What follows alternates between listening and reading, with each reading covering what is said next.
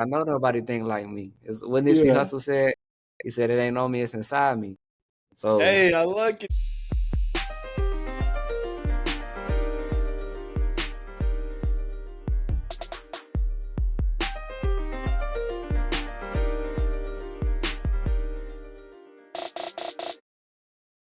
What's up, everybody? This is Uncomfortable Conversations, and I am your host, Jabri Cowan. And I got a very special guest with me, a dear old friend of mine, Mr. Nathaniel Jones. How you doing, man? I'm doing good, man. I love what you're doing with the podcast. I appreciate the invitation, and just kind of excited to chop it up and have this uncomfortable conversation. Yeah, Or man. I appreciate the praise for the show, man. And I just am so grateful to have people like you come on and are willing to talk and be uncomfortable and have those conversations. And thank you for taking the time out of your day just to be a part of this, man. So thank you. I appreciate it. Heck yeah, man. So for the audience that don't know, me and Mr. Jones here, we met in ROTC at the illustrious North Carolina A&T State University. And Number one. yeah, number one. And well, he came into ROTC, I think I was, man, what was I, junior? You started as a three, Prop. right? Like the Yeah, yeah. Because I Yeah. was in graduate school, so I came in. I didn't even know you could do it in graduate school. Graduate school, you come in as a 3. Yep. So we both started it. Well, I had started as a one, but he came in as a three, so that just means junior basically. Um and man, at first, we developed this really cool, interesting professional relationship.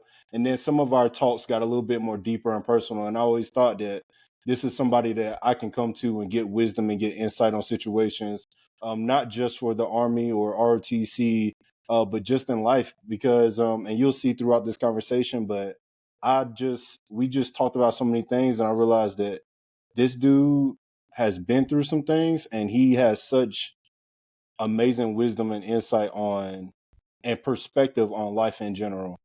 Um, and I before I even started this podcast, I honestly wish that we reached out and communicated together more. Just because there's just things that I've been going through that I know some advice from Nathaniel could have, or Nate, I should say, could have helped me get through some things. And I just want him to come on, and I asked him to come on and just share his story because he is such an amazing person, and he has such a um, he's been through such a journey, and to see him come out the way how he has, and what that experience birthed in him and became of him.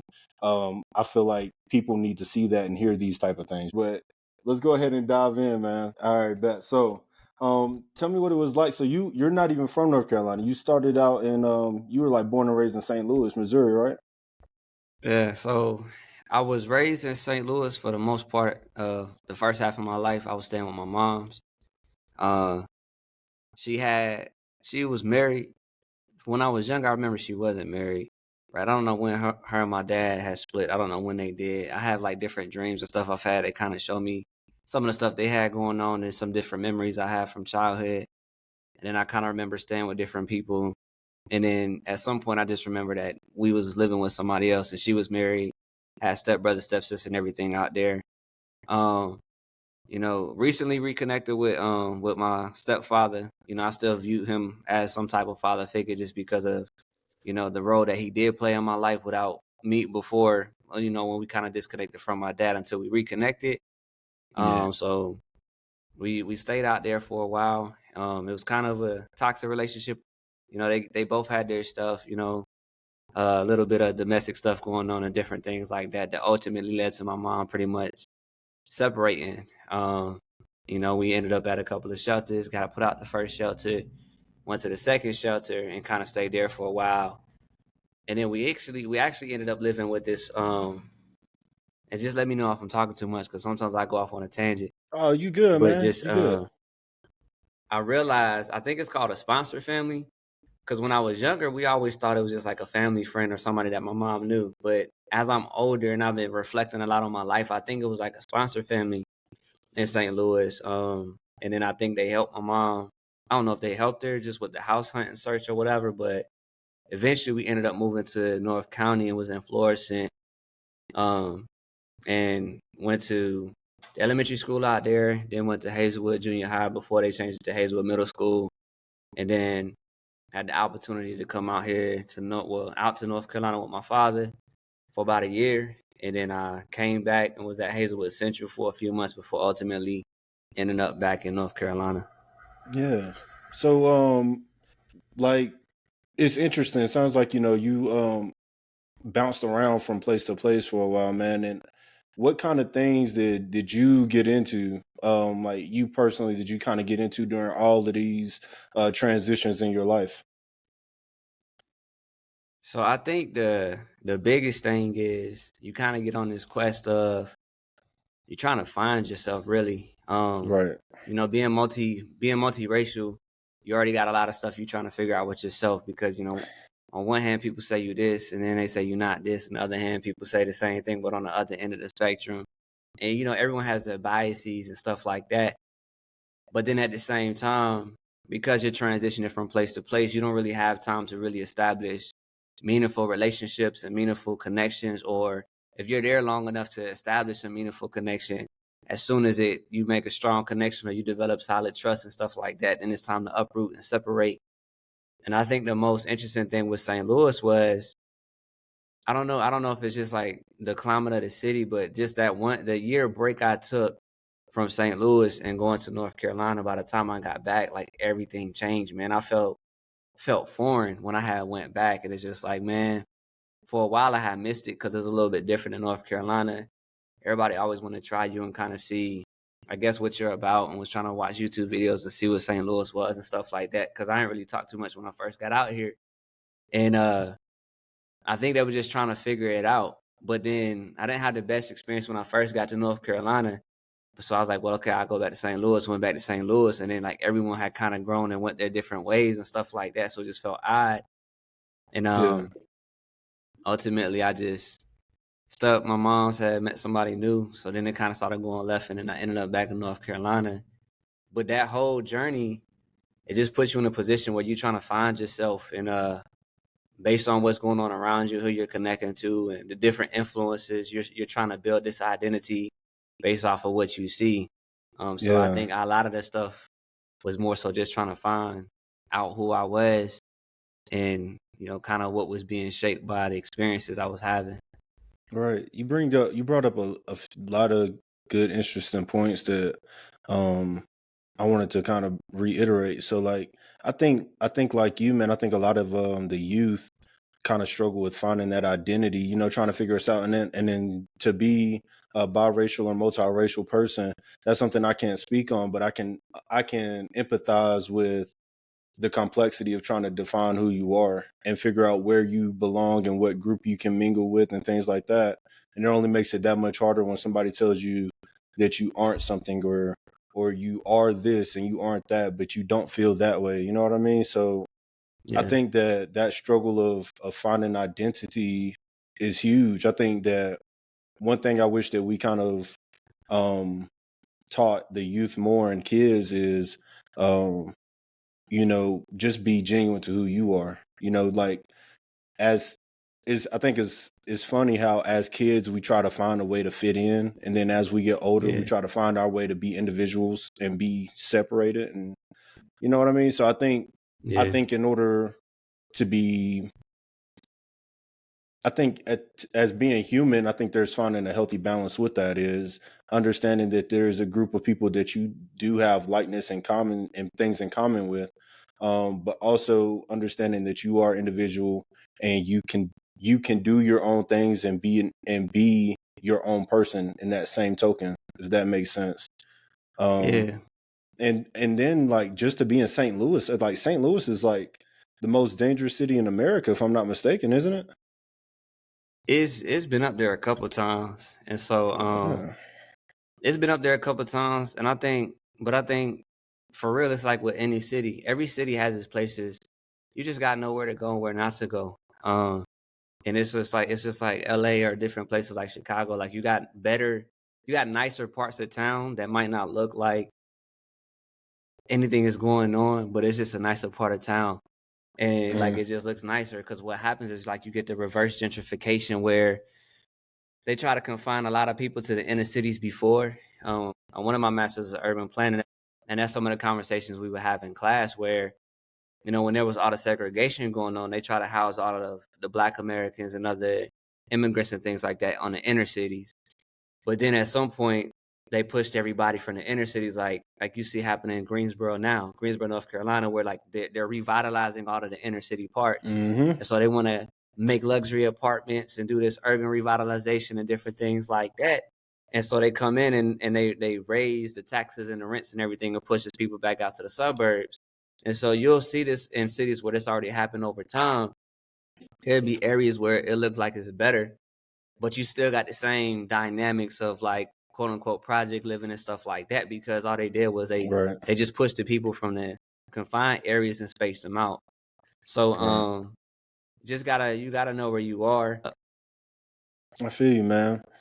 Man, so to go back into another thing that you said earlier, you mentioned that it's kind of hard to, build genuine connections and relationships. And that reminds me a lot of just kind of what you hear about military style living, like military brats, the kids that kind of grow up and always move around because their parents are in the military. Um, it just makes me wonder, like a personal question to you is kind of like, what kind of trying to build those relationships with those people, what did that look like? And like, where did you find yourself?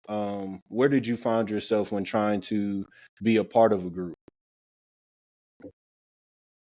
Yeah, that's a good question. Uh, it's interesting because it kind of makes me think about something. I wanted to interject earlier just to kind of add on to what you were saying, but I honestly feel like it all kind of comes back down to identity. Um, because when you transition to all these different places, you become adaptable. You become very versatile in your thinking, very versatile in just your ability to get up and move and different things like that. And it has its advantages. The disadvantage is if that's not cultivated or taught properly, there's no one who gives you guidance on like you kind of said earlier, just accepting who you are and being who you are. That adaptability will almost take like kind of a subconscious nature, and you start to adapt to whatever's around you where you go, because as human beings we naturally want to fit in, Right. so wherever environment you go into, it's gonna shape you. And the reality is when you know who you are and you're firm on your stance and your principles and stuff like that, it don't matter what environment you go to, you had an environment within yourself to shape what's around you. But if you don't have that firmness or that confidence, or it hasn't been instilled in you, then you're going to be like Plato, and everywhere you go, you're going to adapt. Now that can make it more survivable, and because my wife, she's pointed it out to me, like if we are visiting a certain area, and I don't know how to describe it, but it's like you can kind of feel, like if you're walking downtown, it's like if you can kind of feel when you cross over from like one side of town to like a different part of it. And it's something I would do subconsciously, or if we're like approaching a group of people, she'll tell me my entire walk and how I talk and everything just starts to shift. Mm. And I was like, well, I mean, because like that's the first line of defense right there. I gotta shift because Yeah. I could be very approachable, but at the same time, you don't want to just be walking out willy nilly like you're so approachable, because that could lead to a situation. Right. But I think it all comes back down to identity, because a lot of that is just off of trying to fit in and just trying to be accepted, because no one likes to be rejected. And so whatever you feel like is accepted, whether it's culturally, personality wise, or whatever, you're gonna incorporate that into your identity.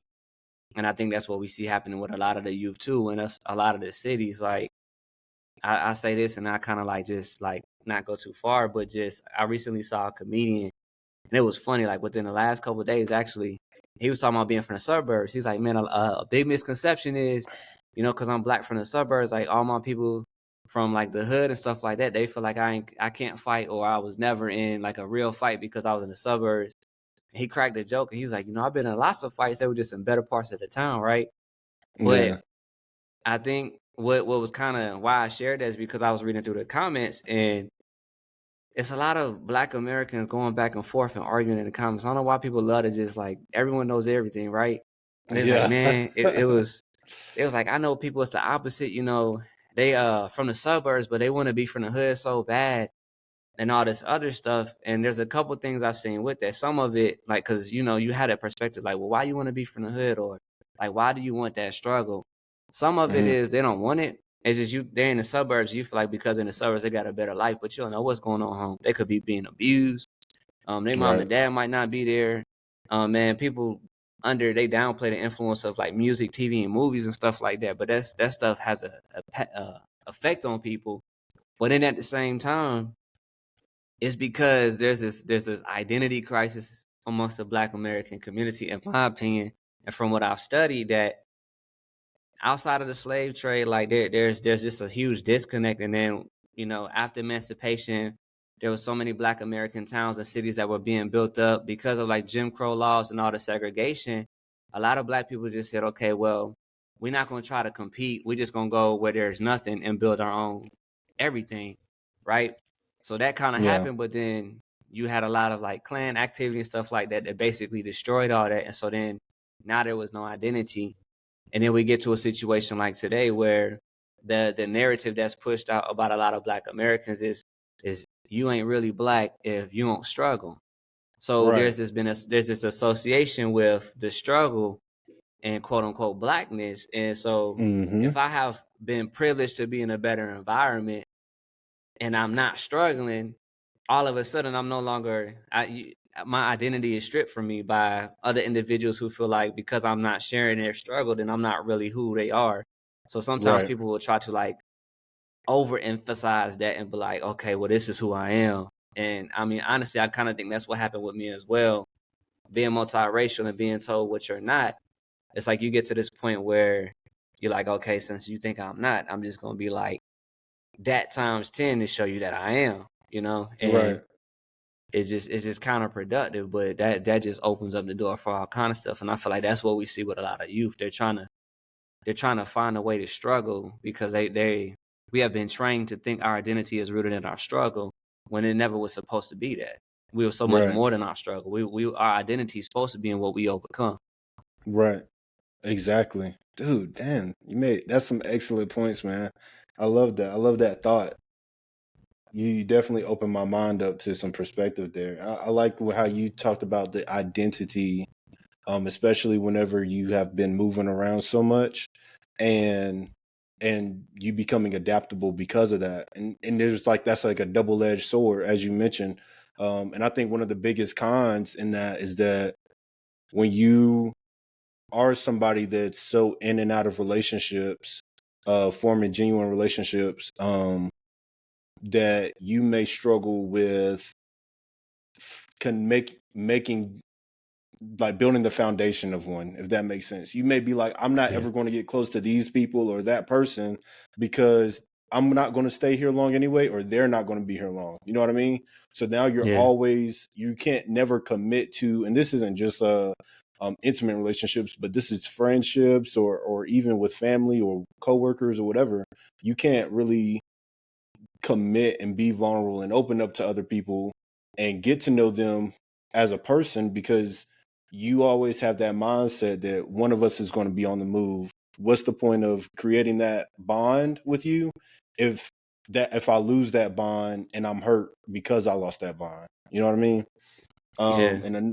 Another great point you brought up was the youth struggling with where they fit in and trying to label themselves, give themselves an identity, a group to belong with, and something I see in my community often is these kids that have no business, didn't grow up about that life or nothing like that. They find themselves trying to live a harder lifestyle, a lifestyle that's in the struggle, hanging around those type of people so that they can fit in, so they have a sense of belonging. So they end up being in gangs, or they end up selling drugs and breaking into houses and doing all of these things they have no business doing because they just are looking for a group of people to belong to, and they don't know how to truly, really even define themselves. You know what I mean? So that's just Yeah. something that really, it's just something that we see a lot in lower income communities of where kids just not knowing who they are, and you made an excellent point on how we can educate, you know what I mean? Educate the community.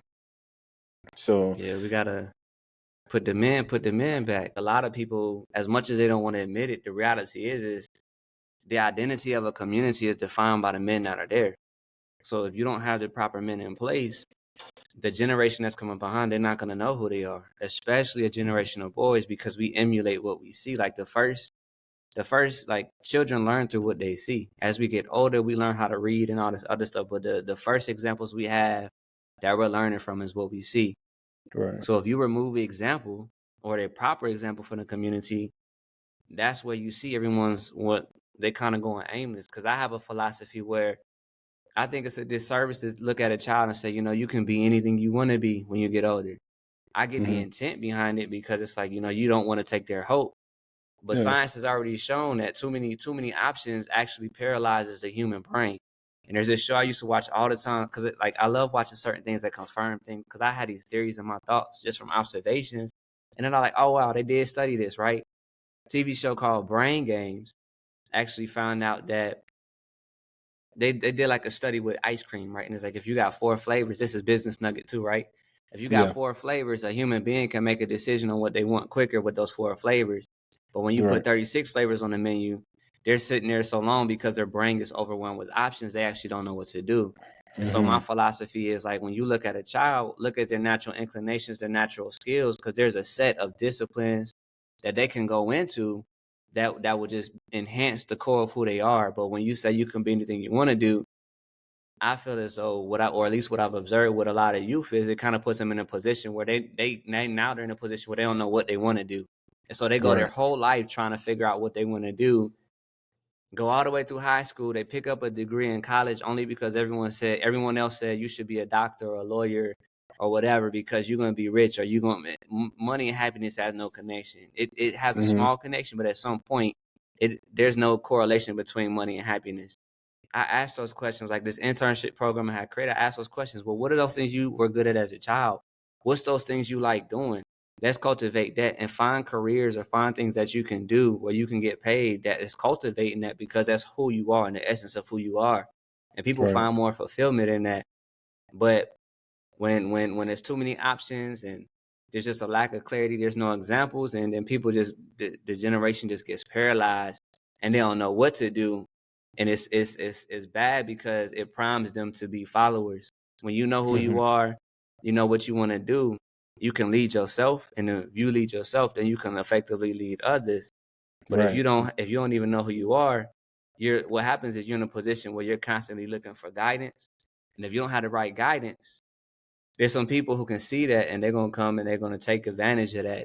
And Right. then they fall into the pattern of what you've seen. And now you got people who ain't got no business hanging around these people being taught stuff they ain't got no business being taught. And now they all jacked up, you know? Right.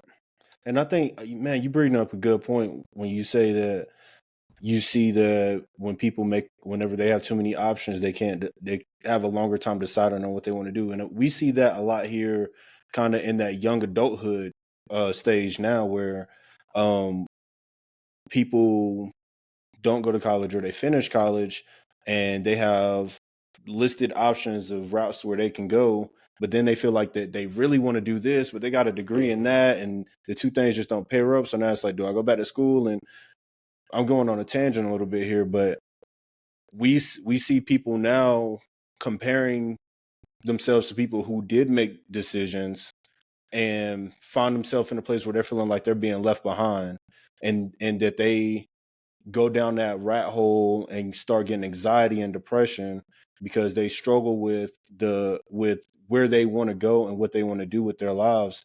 And what I try to encourage to all of my friends, that when we talk about these things and people that feel like they're in a rush to get to nowhere because there's no Yeah. rush to get anywhere, is I try to explain to them, like, so who made this track and said when you turn this age you have to be at this checkpoint by here, you have to had achieved this milestone here.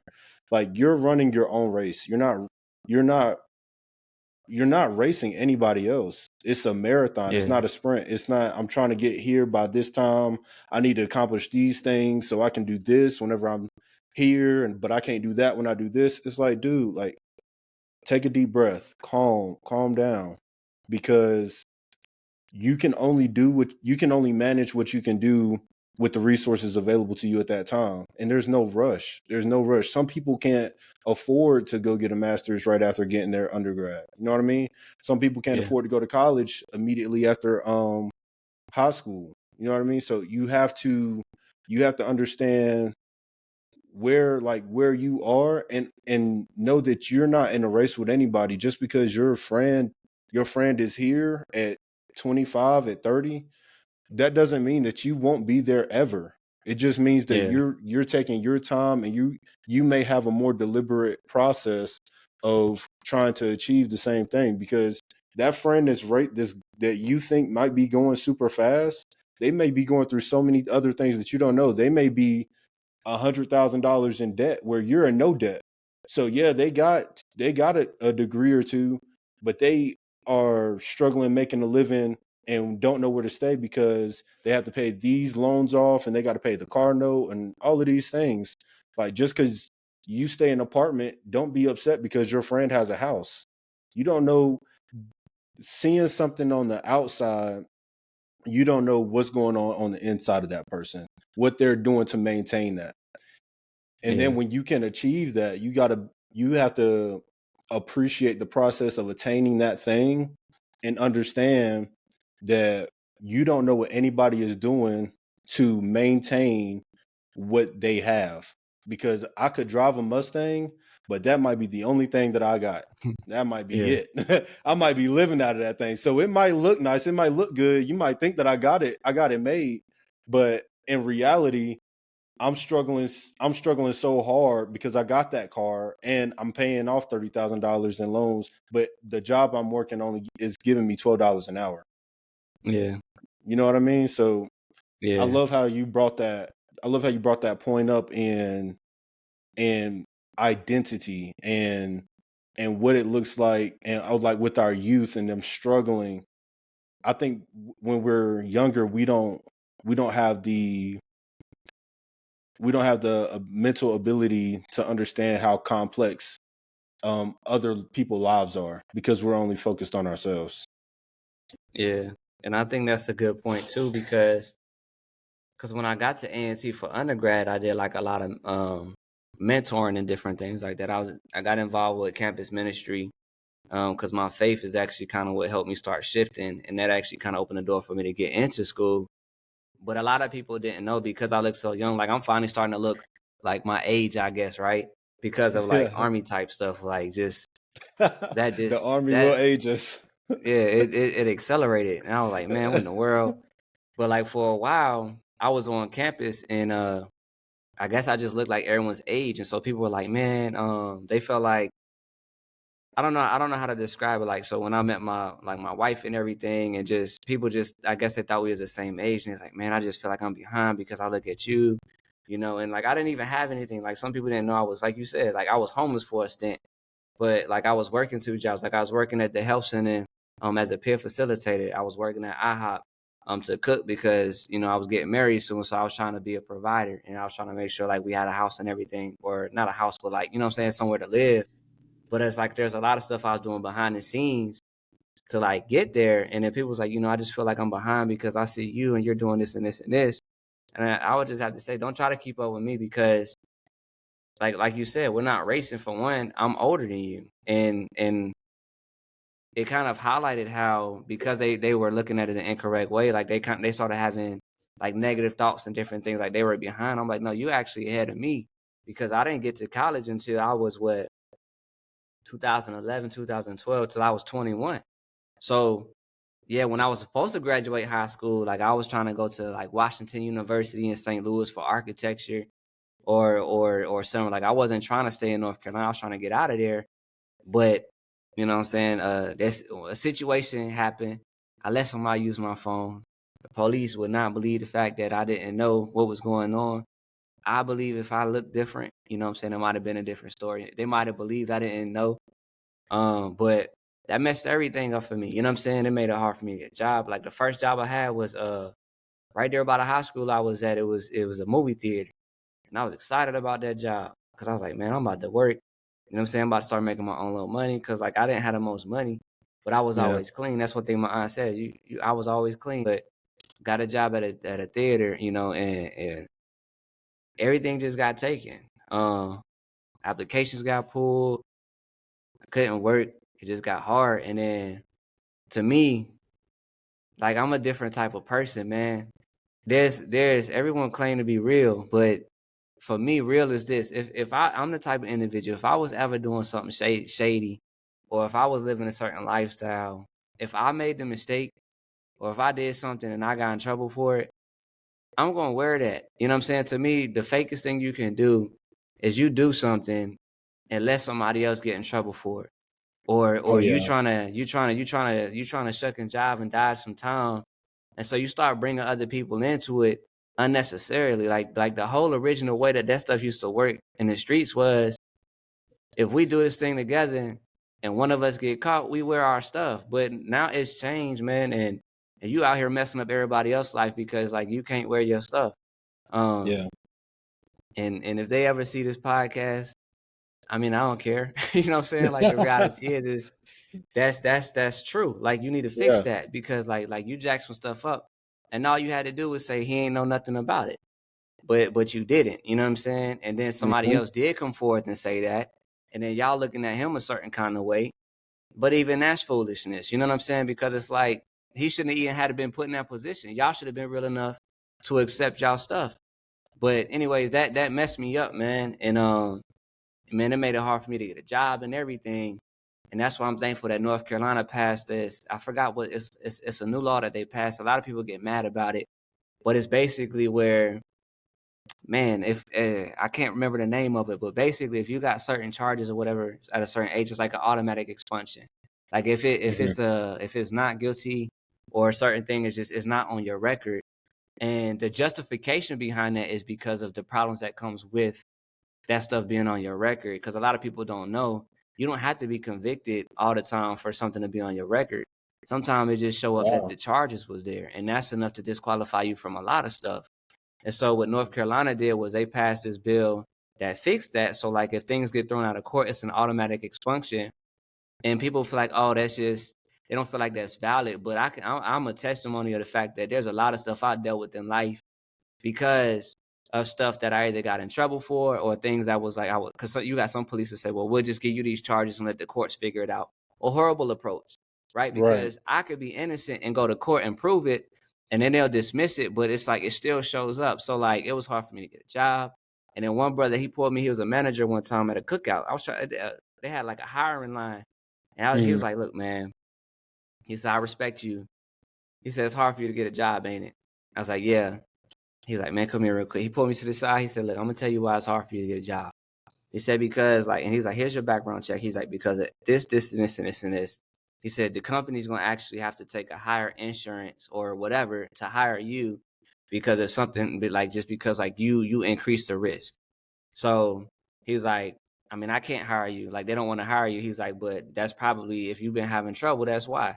And so like that opened up my eyes. So what that told me was if no one's gonna hire me, why am I gonna even apply? So then that just opened up a whole nother world of stuff because it's like, well, now if I can't work, what else am I gonna do? So Yeah. that started doing other stuff like that, and then that just puts you in an interesting space. You know what I'm Well, saying? Because yeah, yeah, I was gonna say, like, since you there, like, for anybody that's listening that has gone through or is going through what you went through, then, what would you tell them? What advice could you give them? there's always a way.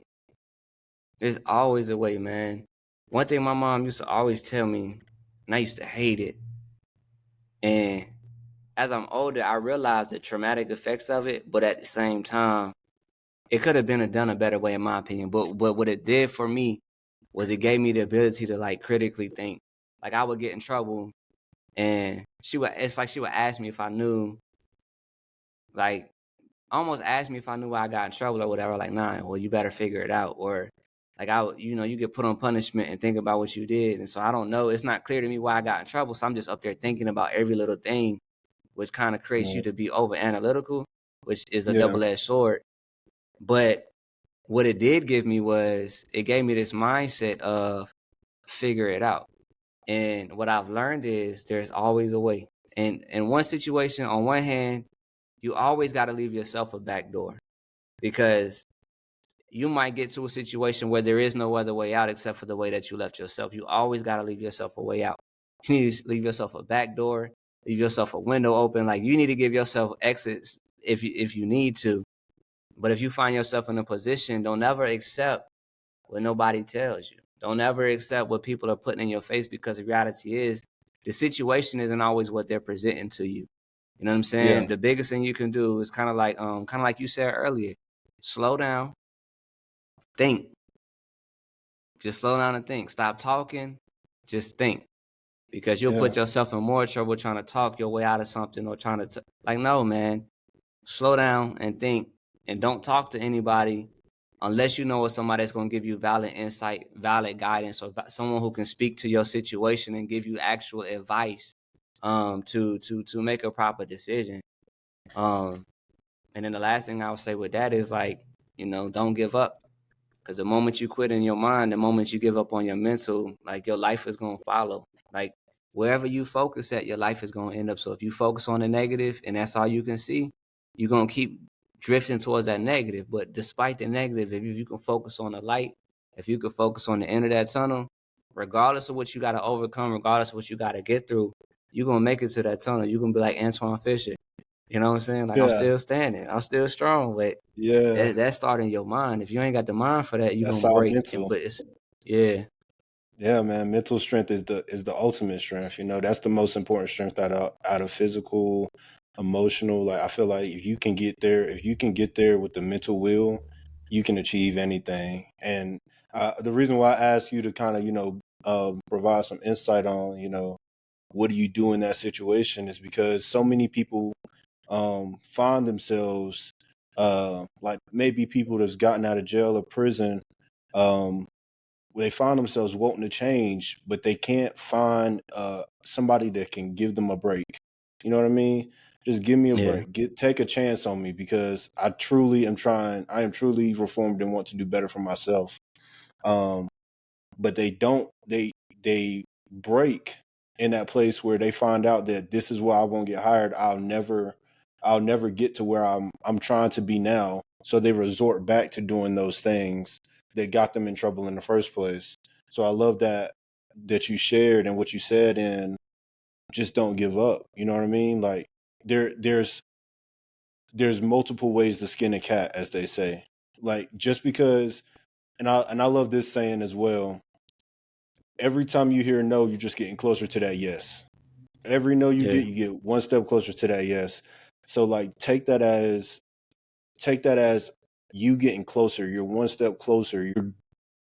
You're it's gonna be hard, but like, there's this picture of this guy that's these two guys that's mining, right? One guy, he's mining and he feels like he's working so hard, and another guy that he's working this starts mining, he didn't do that much work, but he found diamonds. But the guy that's really like putting in the effort and going hard, and he's did an exponential amount more, hasn't gotten anywhere yet. So he walks away and gives up when he finds out his friend gets the diamonds, not knowing that he was 2 feet away from finding this chest of just gems. You know what I mean? So it's just like, as soon yeah, as you get closer, as soon as you're almost there, that's when most people give up. And it reminds me of something Michael B. Jordan said on Purpose, the podcast with Jay Shetty. He said he will not be that guy that gives up right before getting everything he wants and he feels like he deserves. And yeah, that goes for anybody in any situation. We were just talking about this one in particular, but you have to keep striving, man. Like, the thing that you feel like you deserve, if it's all for the right moral and ethical reasons, you deserve it. You know what I mean? yeah. And And I'll add on to that if I yeah, go can, real ahead. quick. Yeah. So, for anybody that is getting out, you gotta go to the small businesses, man. A lot of people don't know. Everyone always feels like it's these multi-million dollar, billion-dollar corporations that's keeping, like, the job economy. And a lot of people don't know, like, the last time I saw these statistics, it's been about 4 years, so it might have changed, but it's about 80% of the jobs in the nation come from small businesses. So when people undervalue or underestimate the value of a small business, they think it's all of these corporations. No, the power of employment is in the hands of the small businesses. That's why when COVID happened and everything shut down and all those small businesses started collapsing, you saw unemployment rates skyrocket because it's the small to mid-sized businesses that are employing people. It's also statistically proven that those small to mid-sized businesses are more inclined to give second chances for people who are coming out of incarceration and situations and stuff like that. But a lot of times, brothers and sisters, what they'll do is they go to the jobs that they feel like they know. It's like students do it too. They always want to apply for an internship at the biggest. They want to go to Google and Amazon, and then they get upset when they don't get there. It's a million people applying for that, right? But there's a lot of businesses that'll give you the same type of quality experience that have internships or might be open to extend one to you that you're overlooking that'll position you, right? It's the same thing. So Mm-hmm. don't go to where everyone else is going. Don't go to something that you feel like ain't gonna make you happy. It's not all about happiness, but like if you're gonna go to a job at McDonald's just to quit in a week, don't even apply. That's a waste of time. You know what I'm Right. saying? Like see what else is out there. It might be another restaurant where you can learn how to cook. You know what I'm saying? That's actually how I started working at IHOP, and I learned they make more than pancakes, but I was in there cooking really good, right? And but it's like it's stuff like that that's out there, but we don't think to apply to that because you don't feel like you qualify. But they got entry level positions, so don't only just go to what you know. Like I said, there's always a way. You don't want to work at McDonald's or no fast food, man. They got Carrabba's, they got Bonefish Grill, they got man these some of these more upscale restaurants. Just go and talk to them and say, hey, you know, like if you're a dishwasher, like there's something you can do that is still better, and it like it's just your way in. And I've seen dishwashers that want to learn how to cook, and then after about 6 months, they're like, hey, okay, well we're gonna start you off on the eggs and see how you do there, and they work their way up. So don't just go to what you think is out there and what you more so know. Explore the other things because there's so many other opportunities that will give you that second chance. Because I'm a product Mm-hmm. of somebody giving me a second chance. But I also know sometimes you got to be pushed for that second chance because you know I was limiting myself and didn't realize it. And my boy was like, "Well, why don't you apply for a job where you got to wear a suit and a tie?" Best worst advice I ever got, but I did it, and it completely shifted my trajectory because that's when I actually started working at a university and I started to gain my confidence and see that I was actually overqualified for the position. But it took somebody saying, you know, why don't you try applying for something different? And that completely shifted. Like that position, it just it like unlocked something, man. It unlocked something for me. You know what I'm saying? Yeah. Yeah, that's beautiful, man. I like that. And that's and I'm glad we're having this discussion. And this is really good for people that's coming out the military too. A lot of people that get out the military have no idea which route they want to go.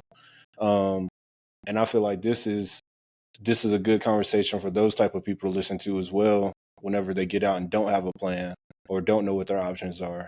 And to kind of um conclude, I like these are like getting your foot in the door positions we're talking about. You know what I mean? Like this ain't saying that you should give up on your dream or wherever you're trying to go in long term wise, but that may not be. You sometimes have to look at the reality of the situation and realize that may not be accessible to you right now at this moment. So you have to take those entry level positions or those starter out jobs or somewhere where you can just get your foot in the door, and then from that point build those stepping stones to creating your own business or moving up that chain of command at that business or restaurant or whatever facility that it may be. But you're not always going to have what you how do I say this, the opportunities that you feel should be granted to you will not always be available for you. So sometimes you have to humble yourself and then start climbing that ladder. And you have to work for it. It's a grind. It is a grind. And I think people deter from that because they are scared of working hard. They are scared with the stress that comes with it and feeling like that they deserve more. You know what I mean? Yeah, Sometimes you have got to humble yourself to those realities that we all go through. yeah. And I would say with that, the foot in your door position, it's not about the experience because a lot of people think it's like I just got to get this job experience. What you are after in those foot in the door opportunities is the recommendation. There's a Mm, lot of things in life that all comes down to recommendation. When I finally applied for that job at the university, it came down to the recommendations. When you're not in that room, who's speaking on your behalf? In the military, it comes down to recommendations. yep. Applying for jobs, it comes down to character reference and recommendations. When it's time to promotions, it's recommendations. If you're doing nonprofit work and it's grant time, recommendations. As much different things I've seen in this life from all these different types of employments, it all comes down to if someone needs to say anything about you when you're not present, what are they saying? And sometimes I feel like, yo, he worked like this. You know what I'm saying? He's just a janitor, but like his character, because now they can validate your character. And especially if you got a past, you need something that's gonna offset that past. And if you're like, if it happened 5 years ago, but you just got out like within the last 6 months, but you got people that like, yo, I've been interacting with this dude for like the last 6 months to a year, and I can like attest to his current character. That's volumes, because that's actually what happened and how what helped me commission. Like, people being able to speak for my character now and attest to that. And so Yeah. that's what you after. Like the job experience is cool, but you're really after those individuals that have that weight that can speak on your behalf. Yeah, man. That's beautiful. So true. Is having people recognize who you are and the effort you're putting in. You know what I mean? This Yeah. that's just doing the right thing when nobody's looking, you know? We just in naturally just knocked off a lot of this stuff on here on this outline we prepared, man. What's something that you want to teach your kids? Maybe to make sure that they don't have the same experience that you may have had. So what I feel like, and I actually feel like I'm doing it now, is I want to teach them everything I wasn't taught. And I want to teach them why, and then I want to teach them it's okay. So what that looks like for me is because like the school systems, we talked about this because when I was doing elementary education for my undergrad before I changed it to take the university job, and we talk about how No Child Left Behind Act messed up like public school because it started to create curriculum which started to remove like the ability for critical thinking, and everyone started doing rote memorization, teaching the Mm, test because all of the funding and stuff was based on tests. So a lot of students were just taught how to like pass the test, and so they were making it through school, not fully developing critical thinking skills, but more so just figuring out how to game the test to get to the next right. level. That's why you see this generation now, they trying to game the employment. They're like this job's in there, this job, like they learned it because that's the pattern of thinking, right? But if I tell you no, I tell you why I'm telling you no. And I'm gonna do it enough times, and then I'm not gonna tell you anymore because I need to see if you're developing like that ability to think. Or like sometimes when my children do something and they're like, well, can we do this? And I say no. And then I'll be like, why did I say no? And I'll listen to see what they respond because I'm trying to make sure that they understand how the world is working around them. Because if you just tell your child no all the time, you just know. No. Why? Because I said so. That's not a good enough answer. You know what Yeah. I'm saying? It's not just because I said so. Unless it's like a life or death situation and they don't understand, like just get in the car. You know what I'm saying? Like, but then afterwards we need to talk about what happened because I need you to understand why. Because that builds that trust between me and you as your father. Um, so that way if I'm telling you something, even if you don't fully understand it, you'll yield to it because you're like, okay, because daddy explains X, Y, and Z, and I know daddy loves me and he's not trying to like I can trust his word, you know what I'm saying? And I Right. figured out on the back end. So teaching them why, because if you don't teach your child why, somebody will, right? So why Yep. can't I do this? Like if I tell my child not to smoke and they be like, why? Like, cause it's bad for you. But then I don't like really explain that, or if I don't be like, well, yeah, I did before, and this is how it affected me. Then somebody else gonna be like, well, why did they say this or why did they say that? And if you didn't give a proper answer, then now that's gonna start to affect the trust that your child has for you, or they might not to believe you, or they be like, your mom and daddy probably used to do it, and you be like, oh snap, they did. Mommy was out here like that, right? You know what I'm saying? So it's like Yeah. it shifts their entire mindset. So I want to teach them why because teaching them why and giving them that understanding for lack of a better term, it inoculates them against like some of the negative influences. It gives their mind the ability to resist negative influences and peer pressure. Yeah. And then outside of that, teaching them it's okay. Like it's okay to make mistakes. You know what I'm saying? My mother was very critical on me, probably to the degree that I don't think she realized how it affected me. You know what I'm saying? Where it's like, Yeah. it's just like, man, that stuff creates emotional damage. Like a lot of dudes, we've been so criticized, like we emotionally damaged. And a lot of brothers out here, like we always make this man versus woman thing, but like some of the stuff brothers is dealing with is like it's because we trying to figure ourselves back out. We trying to pick up the pieces, and society still criticizing us. It's like, dang, like we can't get a break, right? But Right. teach them like it's okay. Like, look, it's okay to cry. All right. So my son has gotten really in tune with his emotions. You know, sometimes he shows them a little bit too much. You know, so now we're in the next phase. Okay, it's okay to cry sometimes. So now Mm-hmm. this is one of those moments it's okay to cry.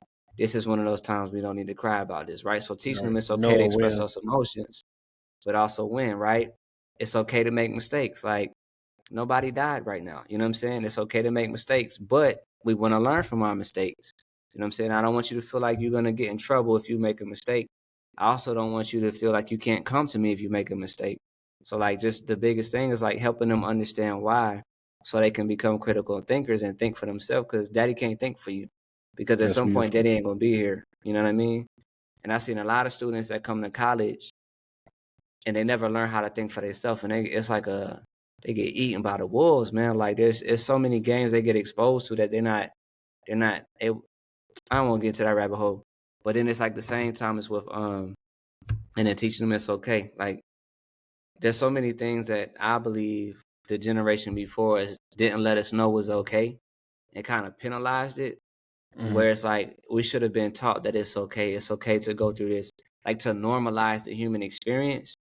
So Mm-hmm. that way we could better process it. Because when you're not allowed to know that certain things are okay, you're gonna bury it. You're gonna Right. shun those emotions. You're gonna suck it up. You're not gonna be vulnerable. Like, and then that's gonna turn you into something that society doesn't want to deal with. So like, oh buddy shot you in the stomach because you stepped on his Air Force Ones, and they're like, oh, he a thug. He shot you because like you scuffed his shoes. Man, that's way deeper than those shoes. On the news, they're gonna say like it was over some shoes, but you don't know what this dude was carrying. You know what I'm saying? Like this man could have been like verbally assaulted and all kind of stuff and been poor his entire life. And then the grandma that just passed on 2 months ago is the one who gave him the money for those shoes. Or she said she was gonna buy the shoes, and then he finally got the money to buy it because she couldn't, and you stepped on it. So now he's taking it like all of that he's carrying. It just that was just the push button. You know what I'm saying? Yep. Because nobody taught him that it's okay. Yep. So And how to be vulnerable and express his emotions in a healthy way. exactly. And Yeah. so No, yeah, I like that's that, man. yeah. That sounds like a more sophisticated and um teachable way than that you said that your mom taught you how to critically think when she just told you to like ask you, do you know why you're in trouble? And then you would say no and she would tell you to figure it out. That's teaching your kids why through that method, asking them those questions to make them think. Yeah. So what's something you want life to teach your kids? Something that will make them wiser overall or be good people in general. Something that I want life to teach my children. Oh man, that's a tough question because life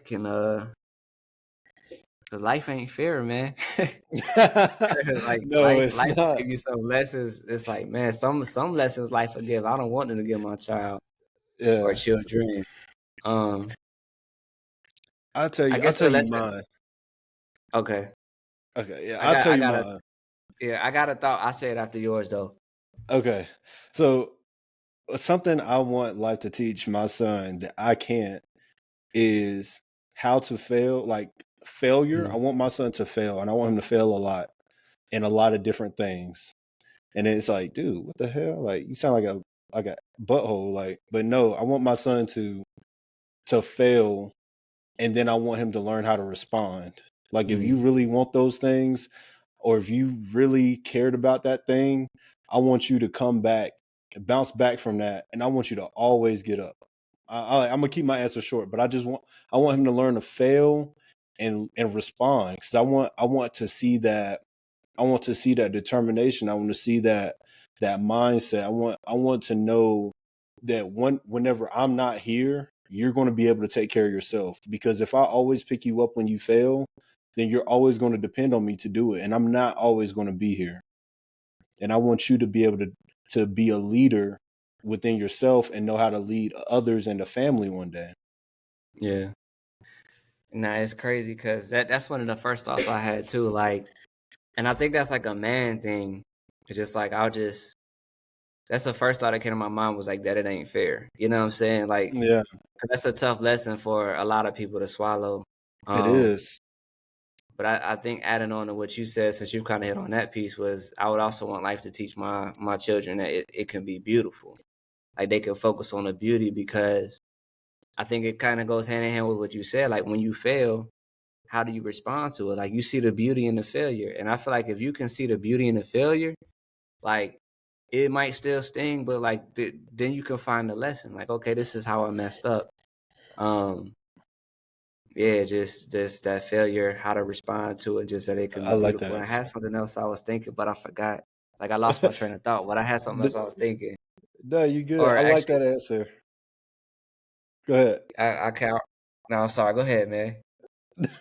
I was just saying I love that answer because it just reminds me something else that I want my son to know is to live in the moment. Like you said, that life can be beautiful, but like I really want, this is something that I'm practicing now, is to know when to, and often do it often, but be present in the moment, live in the moment, like Yeah. appreciate what's right in front of you and recognize, especially in some situations, how far you come to get where you are now. So be Now present that, and live in the moment. and I think that's beautiful because that's crazy because I was just thinking about, because to me I feel like that's a form of freedom. You know what I'm saying? Like Yeah. that's one thing, and just even from this short stint in the military so far is just I want to be present. You know what I'm saying? Because like I see those moments how quickly they can be snatched away.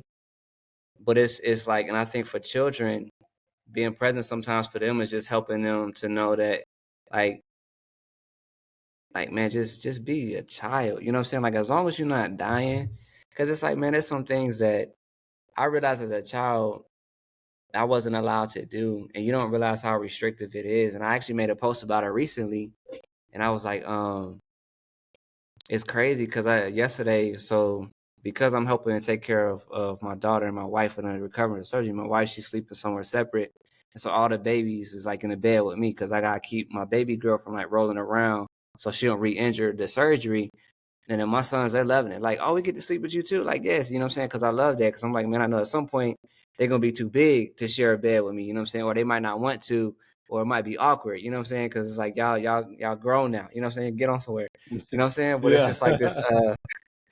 But it's like it's a beauty. And my youngest son, like he had his shirt off, but he usually always sleeps with his shirt off. But it just hit me. I said, did you ain't have a shirt on today? He's like, no, because I'm a king. I'm a boy. I'm a warrior, right? Because that's my thing Yeah. with them. I was like, they got their hair. I let them know, like from early age. I was like, if anyone's ever staring at your hair, it's because they amazed. It's king hair. Like I've told them, it's their king hair, it's their warrior hair, because other people from different cultures, like and my son, he'll articulate, Daddy, they looking at my hair because it's king hair. Because children, they'll tell you before, like they'll see it before you do, but they see Hmm. people staring at their hair and they're curious about it. So I'm like, hey, we're gonna shape that early. There's no insecurities being developed. You strong. You a boy. You a man. You a warrior, right? And Yeah. so it was when we was at the hospital, like we was because we got an RV, we staying at a park. I highly recommend it anyone's considering it, right? But he was like, he's about to go outside. It was hot. He was like, I can't find a shirt. I was like, you go outside without a shirt. It's hot enough. And I was like, he's like, I could go without a shirt. I said, yeah, warriors don't wear shirts sometimes.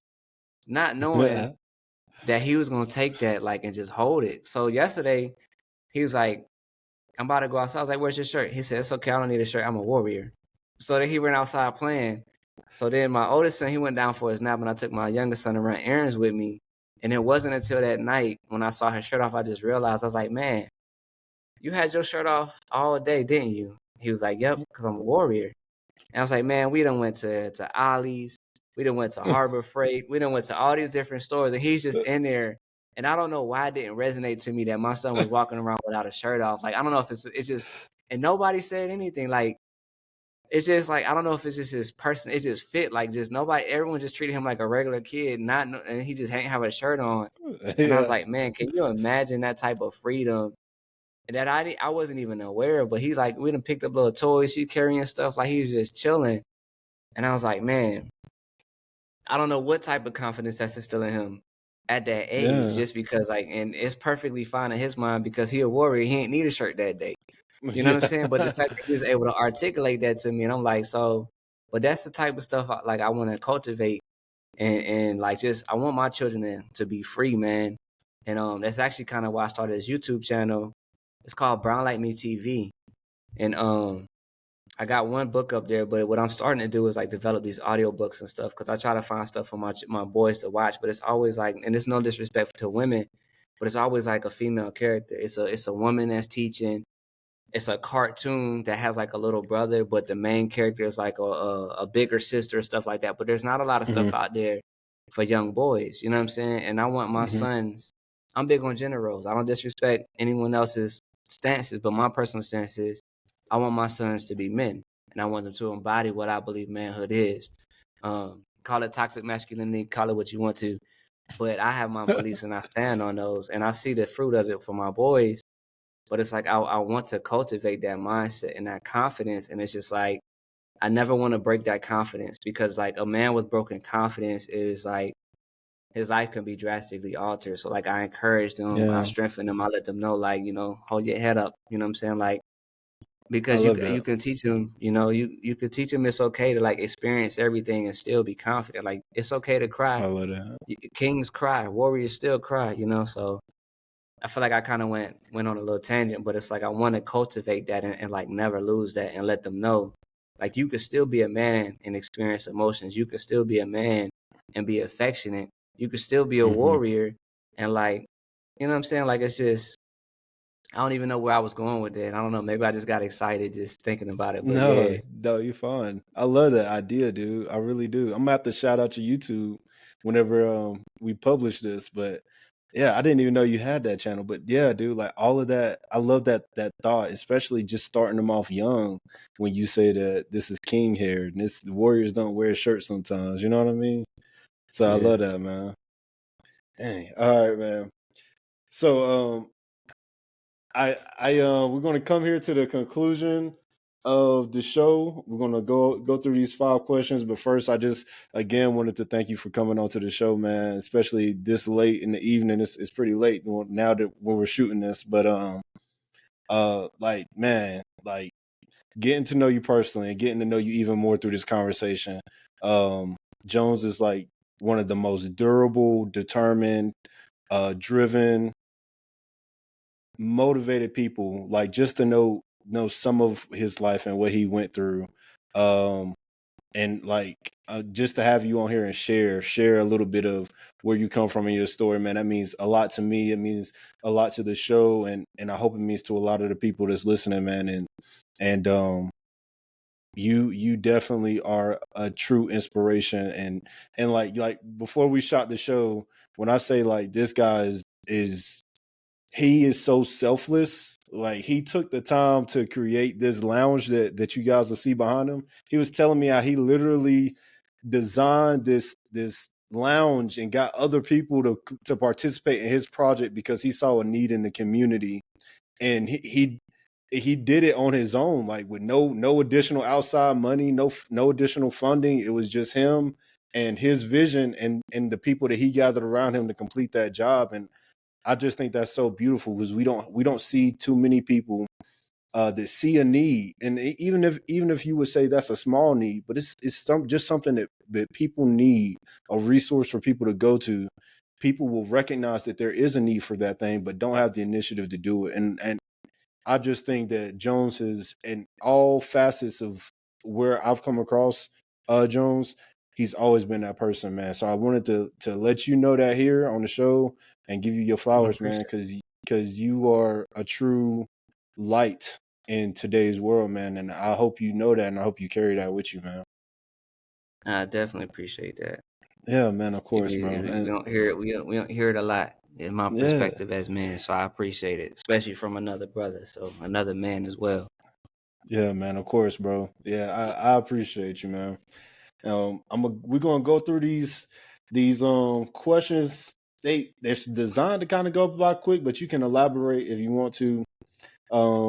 I really doesn't make a difference to me, man. But are you ready, brother? Yeah. All right, bet. So, first question: what is something that you are working to add or subtract to your lifestyle and/or mindset? Something I'm trying to subtract from my mindset, I'm gonna say is victim. Uh, because you can, like, I've learned as I continue to grow and mature, that victim mindset shows up in so many different ways. Yeah.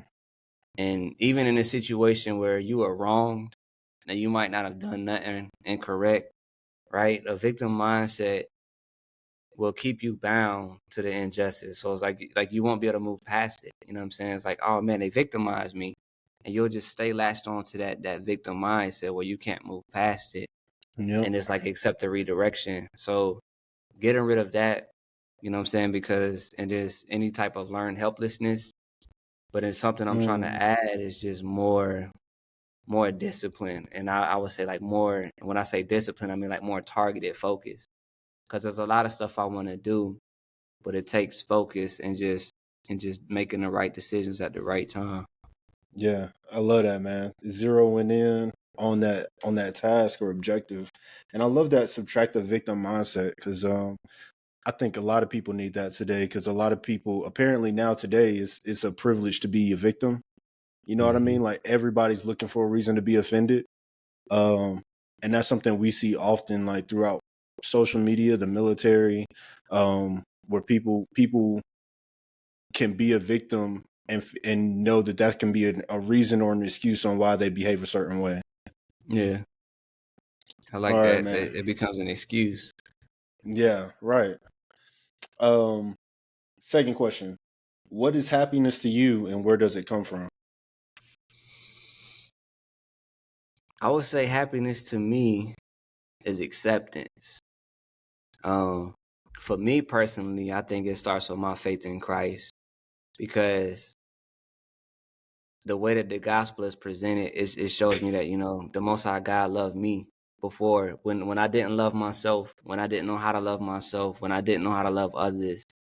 Like there's an entity or a being, and I've been through a lot of different faiths, but this is the one faith that I found like it talked about how God actually loved me to the point that He laid His life down for me. You know what I'm saying? Yeah. So what that shows me, and it took me time to learn and grow into it in the fullness of understanding, but what that showed me is He accepted me even when I didn't accept myself.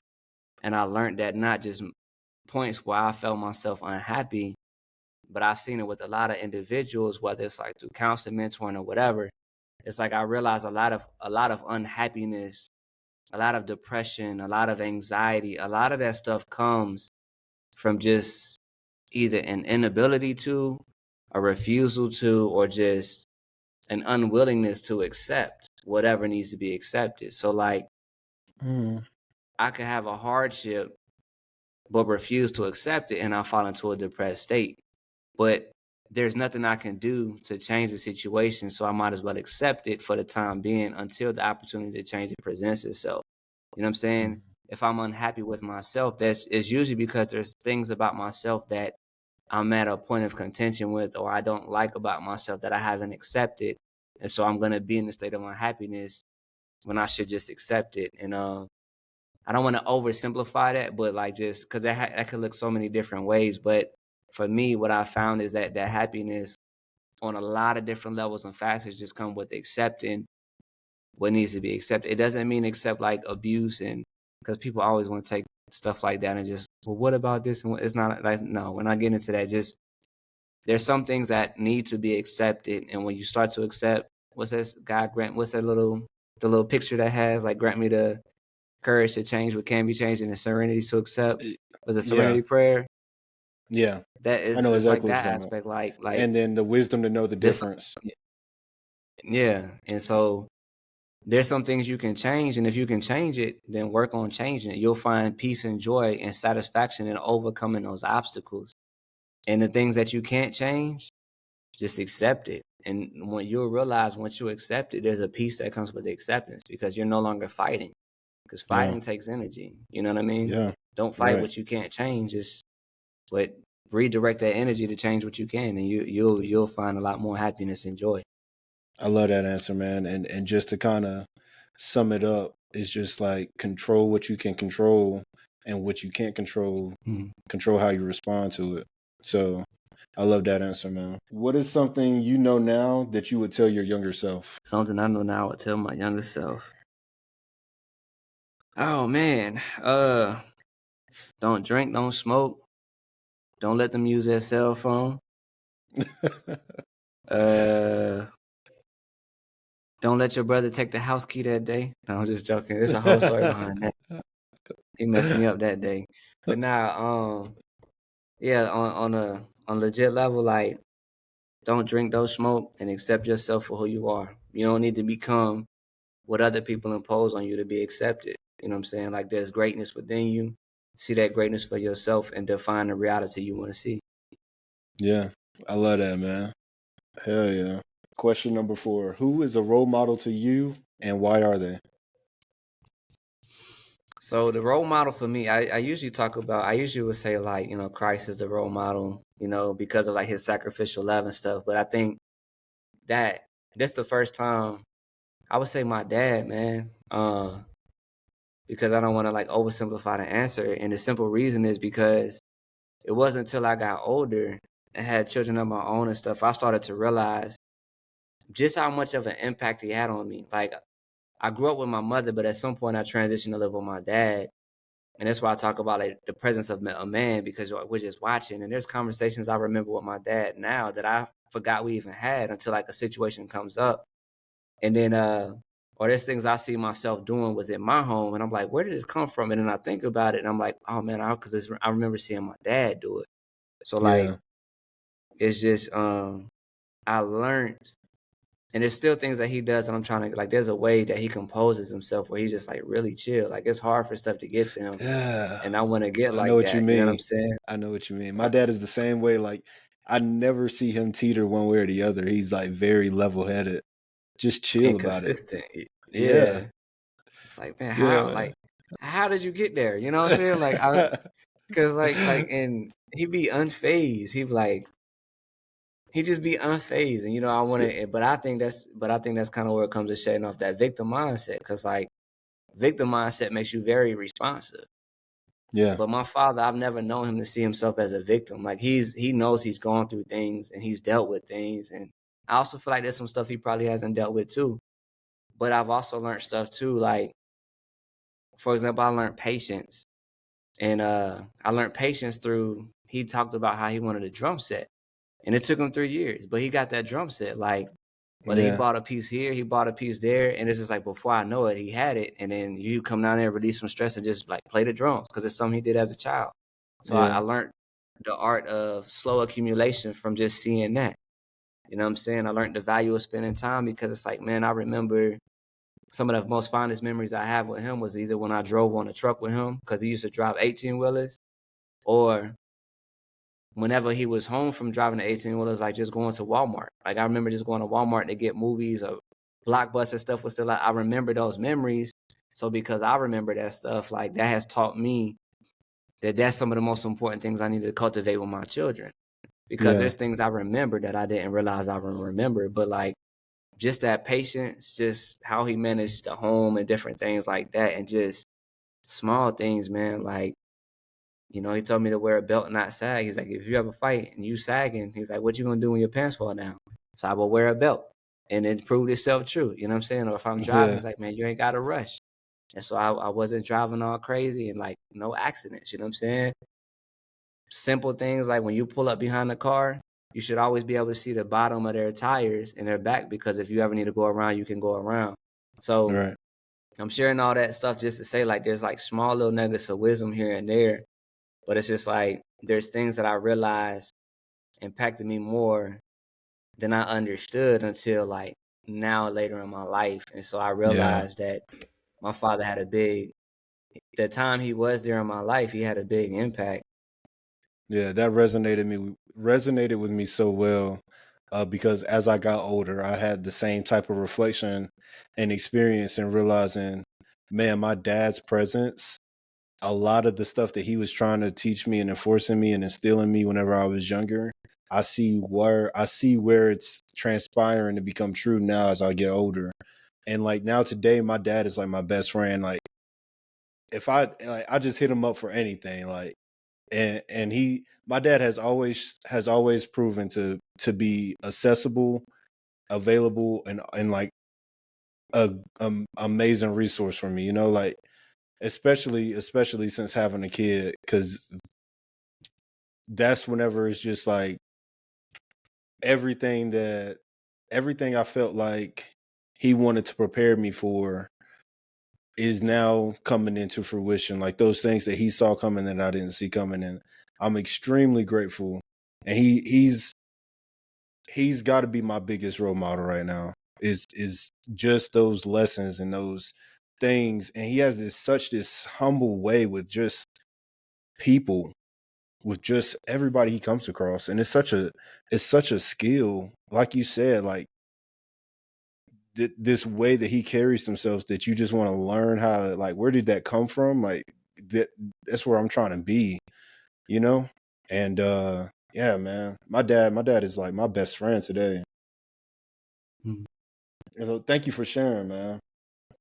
Final question. This is like a two-part question. How do you plan on impacting the world? We'll start there. How do you plan on impacting the world? So how do I plan on impacting the world? It's a final question, so I keep it short.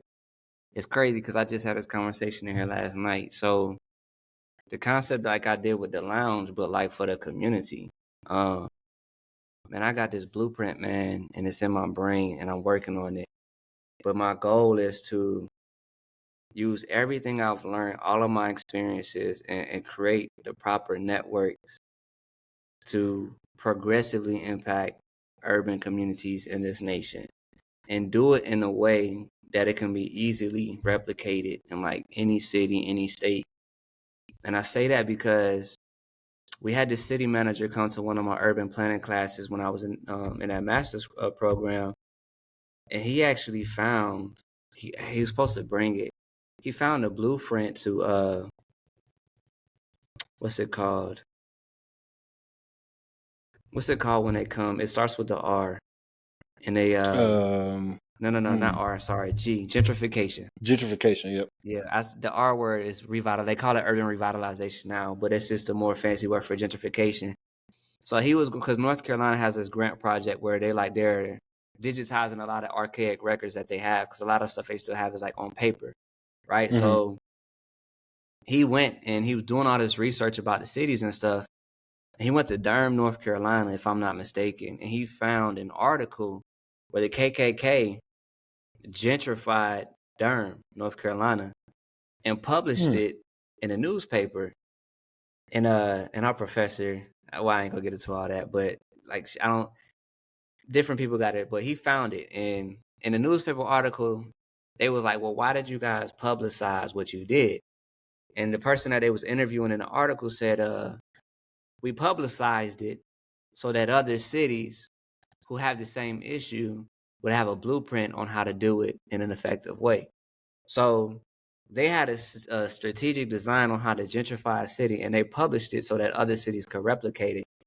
So my Wow. mindset is create a solution to a lot of the problems and make it simple enough to follow so that way other cities could replicate it in order to restore communities. Like I'm talking Wow. like healthcare networks, community um networking organizations, because there's like so many nonprofits that's disconnected, Yeah. like connecting all these people, pooling all of the money, like getting schools back at the forefront where like why do I need to build a community center? There's a community center in every neighborhood. It's called the school.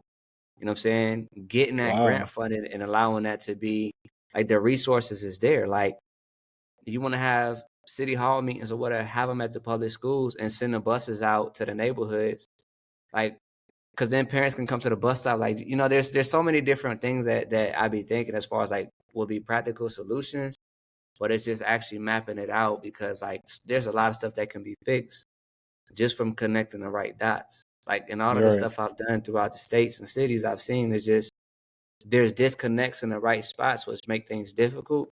So creating those connections to like make a positive impact. I know I just said a Yeah. lot without really saying anything, but No, you said a lot by with saying a whole lot. That means a lot though. Like that's a project that takes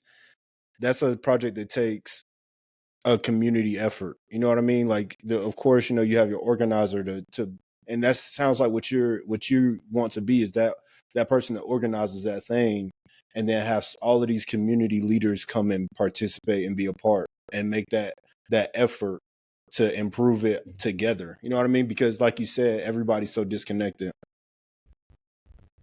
All yeah. right, second part of the question, what is your contribution to your current relationships? Hmm. It's gonna sound arrogant, but I'm growing in my self confidence, and I feel like my contribution is myself. Yeah. And a lot of times, if you would have asked me that question in the past, I would have like looked at all this stuff and just like I would have deflected that question so much. But I'm at a place in life where I'm really finally starting to understand the value that I hold as an individual. And I just look at the trajectory and I'm like, man, I realize when people are around me, it's like they don't have a choice but to grow just through conversation or just through like the way I try to encourage people to always do better. And I'm learning to accept it's okay to understand the value that I have and to recognize that outside of monetary, physical, mental, emotional support, like just a lot of that stuff is just an expression of who I am. So like the contribution I have is myself because I'm not a negative individual and I'm always pushing people to like instead of saying why, I'm asking why not? Like why not do that? Or why not try it this way? I'm trying to help everyone grow. Right. That reminds me of this video I just shared on social media, and the guy said, "Oh man, I hope I can say this right off the top of my head." He said, "You look out for me." He said the common phrase is, "You look out for me, and I look out for you."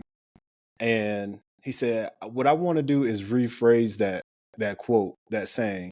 He says, "I want to you look out for you for me, and I look out for me for you." And he said, after he said that, he said, the best thing that I can offer you in any relationship is my own personal development. Because what I can learn and bring to you and what you can learn to bring to me is the best things that we can provide for each other. So it's not an arrogant saying, it's a true saying. Like, the greatest resource we have on this planet is people. And why? Because of the ideas that we can give each other, the work that we can do together. You know what I mean? So even in the most meaningful to the most simplest of relationships, the best thing I have to offer you is myself. You know what I mean? Mm.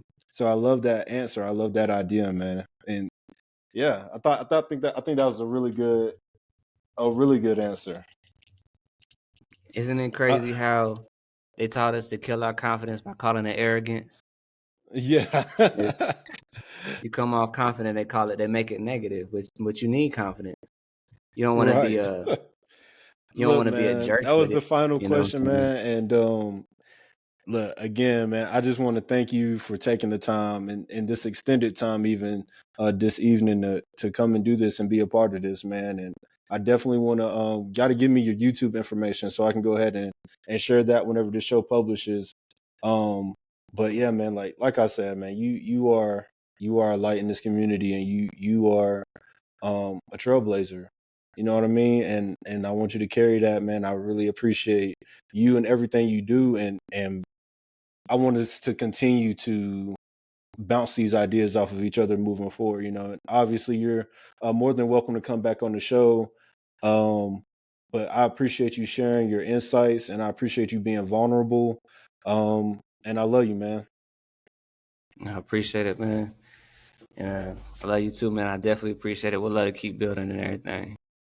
Yeah, man.